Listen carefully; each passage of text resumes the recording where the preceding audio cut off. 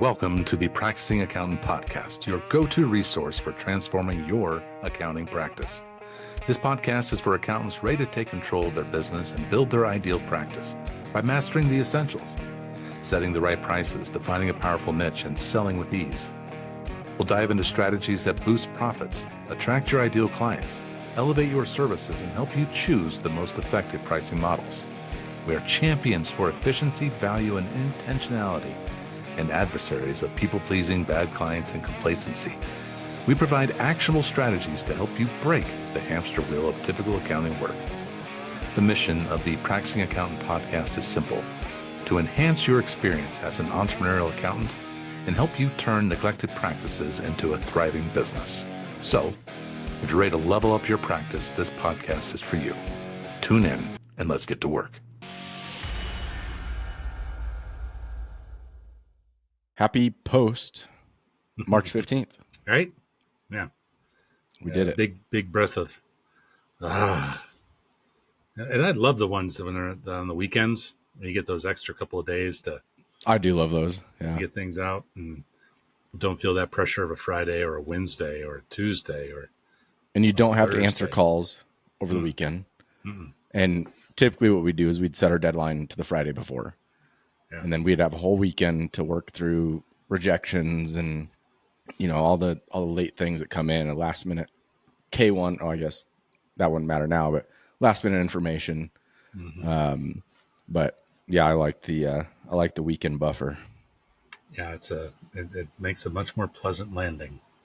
Two stories. The first one, I work with accountants of all sizes, whether they're the largest firms in the world or the folks down the street. And one of my favorite clients, and they're all my favorite clients, but one of my favorite clients has been working on moving from a by the hour to a different model. And the different model is kind of a hybrid fixed fee, value-based. Fixed fee in the sense that it is going to be about the same each month, value-based in that, it's likely going to be pointed more to the value they're providing rather than the hours they're spending. Mm-hmm. So I was blessed with being able to work with them last fall and kind of get ready for this coming season. But what they decided was, and I think this is very smart, is they're not going to necessarily change the clients they have yet. They're going to really focus on the new clients that come in.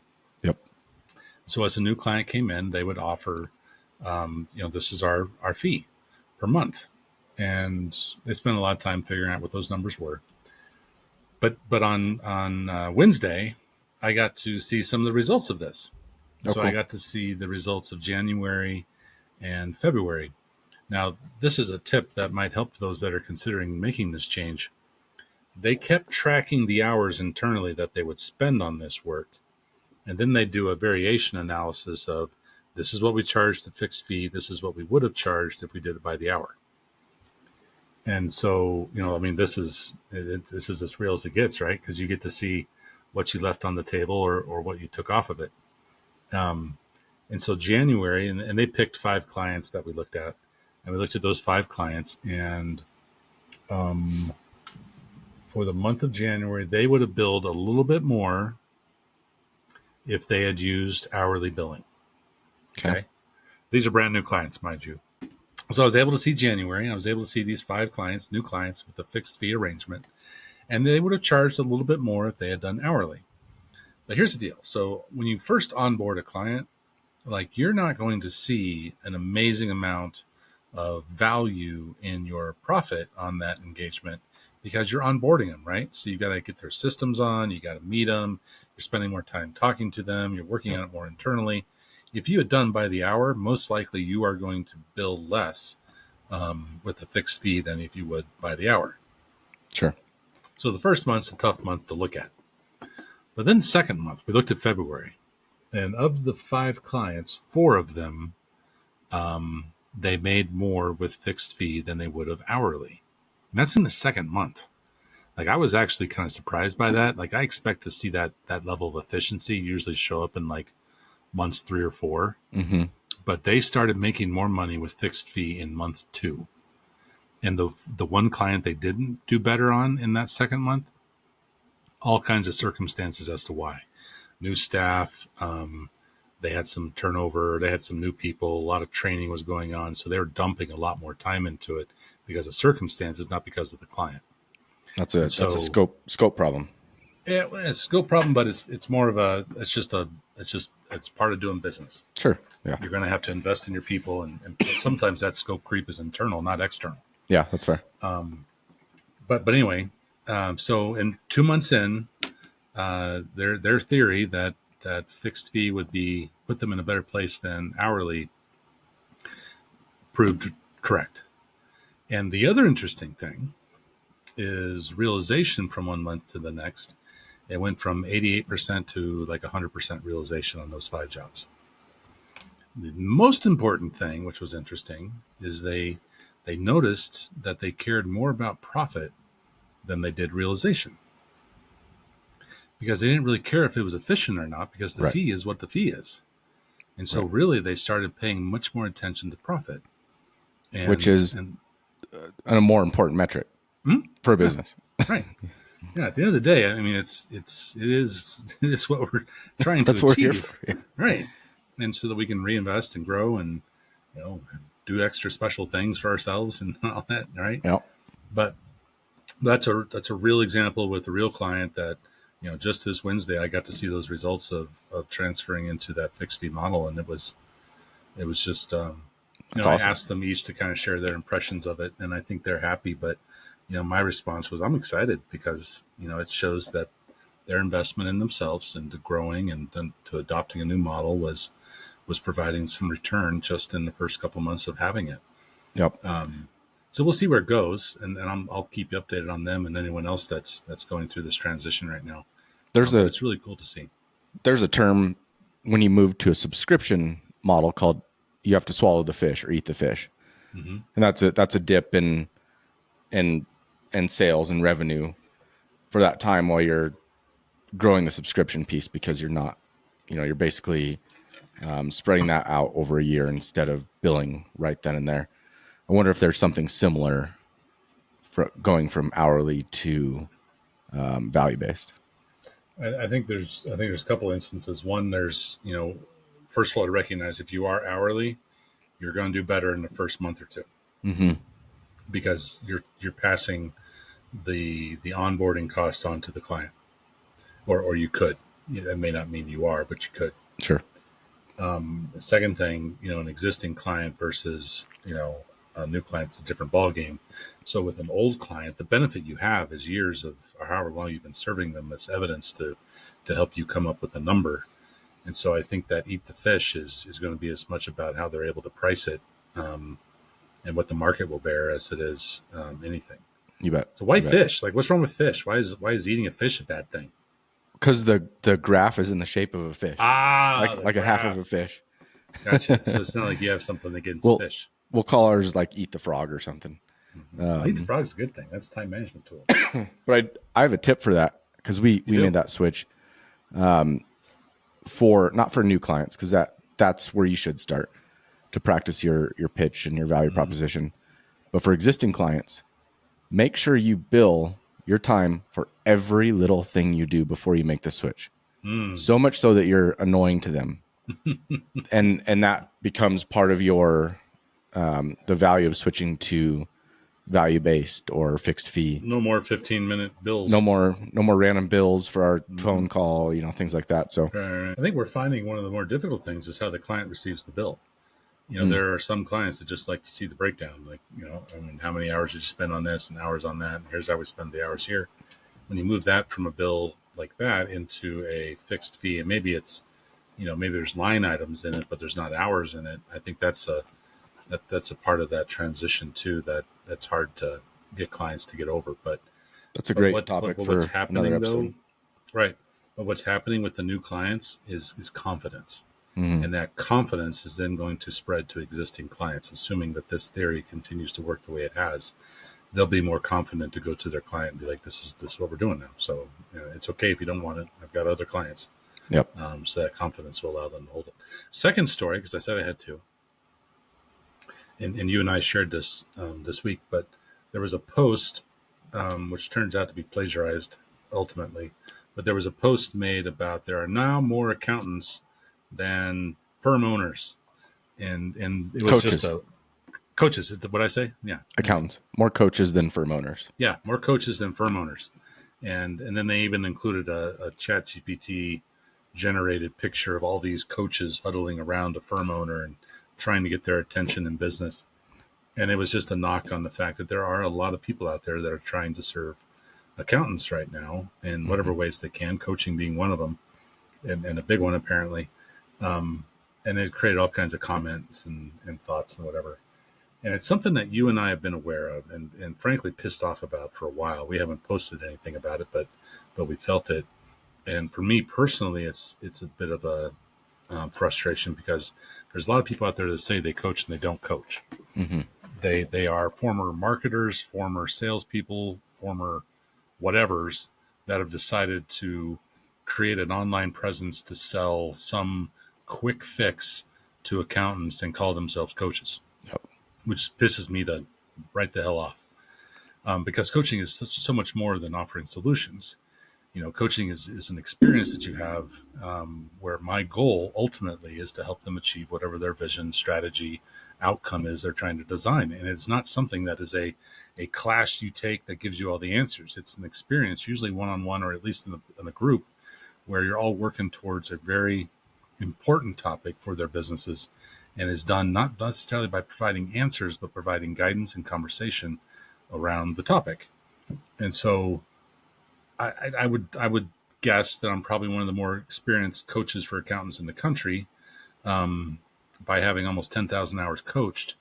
But there's a lot of people out there that are saying they're doing this shit, and I agree with the cartoon or the post, even though it was plagiarized. It is saturated, and coaches are they're kind of leechy. You know, they get in there and they start promoting everything, promising the world, and a lot of the times under delivering. What's that phrase? It's an awful phrase, but those who can't do teach. Yeah, right. Those who can't do coach, right? Yeah, yeah. And I think there's a degree of that out there. There's a lot of folks out there that couldn't do what the accountants are doing, but they like to tell them what they're doing wrong or right. And anyway, but that's going to lead into our conversation tape. But before I do that, I want to have a quick little history lesson. You ready? Nice. Mm-hmm. Do you know where the word coach comes from? I do, because you told me. I did tell you this already? Damn it. Yeah. I thought I was going to surprise you with this. Yeah. Have I already told the audience? No, you have not. Okay. Phew. So coach comes from a little village in Hungary called Koch. And Koch, in this village, they designed, created, innovated, and built the very first horse-drawn carriage, which they called, after the village, a coach. And so the whole idea of the word coach comes from the transportation of someone from where they are to where they want to go. Mm. And that's ultimately what coaching is my job is to help take my clients where they are to where they want to go. Now, how you do that is subject to many people's interpretation. And for me, it's a balance between coaching, which is a purely curious, listening, powerful questions, getting my clients to come up with their answers that they have in themselves, and balancing that with being a mentor, being someone who has advice, who has counsel, and shares it with them, either based on my experiences, what my other clients are experiencing. But my goal is just to find the way to help my clients get from where they are to where they want to go. And that's coaching. Cool. There, history lesson. You get to hear it twice. You actually learned something on this podcast. You do. Every once in a while. Like what? It's like once every 7 episodes or so. Yeah, that's right. Uh-huh. Yeah, we should start tracking that. We should. But what I did want to talk about today is something else, something we'd have talked about together, and I know we did. With whatever AI becomes in our businesses, you can go to the extreme and say AI will replace us, and you can go to the other side and say, it's just a fad and it'll go away. I'm pretty sure it's not that one. No. Yeah, AI is here. It's here to stay. It's really a matter of how saturated it becomes within how we do the work that we do. And the answer is it's going to become pretty saturated, especially in accounting. And a lot of the billable work that accountants currently do, that they charge clients for, that adds revenue to their income statement, is not going to be there when AI shows up to do a lot of that work in a lot quicker or shorter amount of time, barely any time at all. Mm-hmm. So if you look at a client and let's say 10 to 20% of their billable fee comes from repetitive work, that likely is not going to be there with AI and how you decide to use it in your business. Yep. So for an accountant, that can be kind of scary. Not quite sure what to do. And the answer that we've always had about AI is we're never going to be replaced by AI because we're going to build relationships with our clients and we're going to become good advisors for them and support them in their businesses, and they'll never fire us. Hmm. Sounds good. Sounds great. Hopefully. Right. Yeah. But what is an advisor? Now, the technical answer from an accounting perspective is going to be, someone who provides them guidance and ideas on how to save money or make money, finds new ways to serve them and value to add, that's in the boardroom with them, and they get a phone call from their client that asks them whether they should lease or buy a car, and whether they should hire a person and when they should hire. Like that's what I want to become, is that advisor. Right. Okay, great. But how do you do that? How do you get there? And I think this is probably going to be a series of conversations for us. I'd like to first start by opening that conversation about, and maybe you can jump in here. How do you become an advisor for your client?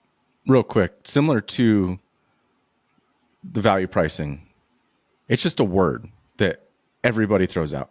Oh, you have to do value pricing. Okay, well, what is that? You and I built a tool to try to capture that a little bit. Mm-hmm. Same thing with being an advisor. What does that mean? No one ever talks about what an advisor means. Mm-hmm. What would that service look like for a client? How do you take a bookkeeper to an advisor, bookkeeper to a CFO, or a tax preparer to a tax planner? It's just these words that people throw out there without much context behind it. It's kind of what's happened to CFO, right? Yeah, exactly. Everyone and their mother's a CFO now. That's right. Like, wait, when did that happen? Well, as soon as we found out we could charge for it, that's when that happened. That's right. Right. But I mean, to your point, I think there's two pieces. There's what does an advisor do, and how do you become one? Right. And I think I want to talk about how you become one a little bit today, and then we can explore both sides of it as we continue these conversations. So, how do you become someone that is in the inner circle of your client's life and business? Let's just say business, not life. We'll keep life out of it. Sure. I think the first and most obvious thing is the relationship. Like, imagine how many clients are on the list of someone's book of business that they see only once a year. Like those are likely candidates to be replaced by a robot in the future. And for some reasons that might be good for a number of clients. But I guarantee you there's some clients on those lists and those books of business that you don't want to lose. Mm-hmm. And you may only see them once or twice a year. And so if I only saw like my buddies like once or twice a year, or if I only saw my wife once or twice a year, I don't think I'd call that a relationship. No. I'd call it a transaction. Right. And I think a lot of clients are currently... Just don't tell her that. Yeah. Well, I said if I only saw her once or twice a year. But point being, like there's a lot of transactional experiences that you're having with your clients. And I think step one is to identify where on your client list do you need to start developing a relationship beyond just handing them a return or handing them their books each month that you actually really want to get sticky with. Yeah. I got a phone call today. Here's another story. I just placed a new bookkeeper in a new organization, and she called me today to share a story about she found some fraud.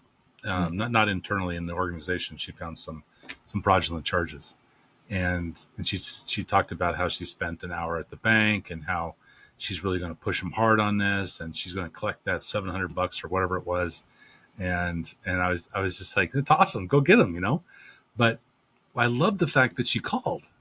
I love the fact that she wanted to talk about it. I love the fact that she built a stronger relationship with me and her services by taking that extra step. Like she's creating, and she doesn't work for me, she works for them, but and I know they're going to hear about it too. But she was so excited to share that, and like that makes me start to think about her. Like, wow, she can save us money. She finds ways to fix things, to find the fraud, to save the money, and that boosted her, in whatever ranking of relationship I had her, to a higher score. But again, like step one is it's just which clients do you not have a relationship with, other than just being a compliance serving professional. Because if it is transactional with them, they're going to look for the cheapest provider. They're not going to care whether they get to talk to that person or not, whether it's human or not, and they're going to take their business to where it's going to be more cost effective. Yep. If you have a relationship with someone, if they know you're someone that will reach out to them and talk about savings and ideas and ways to be better, then they're not going to worry about AI. I hope you're using it so your life is easier, but they're going to still use you regardless. Yep. The quickest way to become a commodity is to only focus on that transactional, especially right now, because AI will take that over and you'll be one of a million people or algorithms or LLMs that do that instead. Right. And so you can't build a business being a commodity unless you have a ton of capital. Well, it can. It's just it doesn't work out in the long run. Yeah. No. Especially in times changing like this and the innovation that we're experiencing. So step one, I think, is just do a relationship inventory.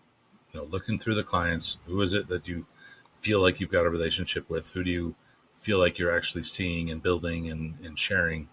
And make sure that everyone that you want to is on that list, because if they're not, they are likely to be a candidate for going with a lower cost solution. And then the second thing, which I think this is something we're not going to finish today, but is I actually had a course I created called CPA Like a Coach. And the idea was, do your CPA stuff, but bring in some of those elements of a coach. And what does a coach do? A coach is an amazing listener, asks amazing questions, and helps their client get from where they are to where they want to go. Because they know what that is. They talk about that with their client. They help them get there. They may not play a major role. It might be a minor role, but they are playing their role. And so, I think that's a great way to get to advisors, to make sure you're creating opportunities for you to understand where they are, where they want to go, listening deeply to their thoughts, concerns, wishes, distractions, whatever.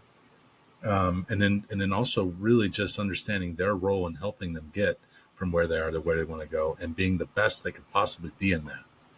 And I think that's an opportunity for someone to become that CPA like a coach, that advisor that has a relationship that is founded on them aligning in their goals of helping their clients get from where they are to where they want to go.